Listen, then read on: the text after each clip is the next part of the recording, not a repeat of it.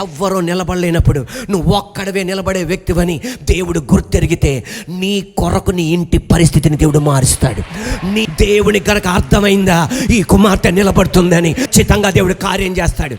చిన్నప్పటి నుండి మోషేకి ఒక తపన ఉండేది, ఇశ్రాయేల్ ప్రజల్ని ఐగుప్త దేశం నుండి ఎక్కడ ఏం తీసుకురావాలని.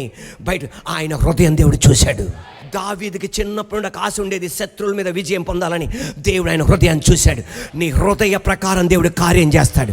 నీకు తపన ఉందా? నీ దగ్గర డబ్బు లేకపోవచ్చు, నీ దగ్గర పెద్ద చదువు లేకపోవచ్చు, కానీ నీకు ఆశ ఉందా?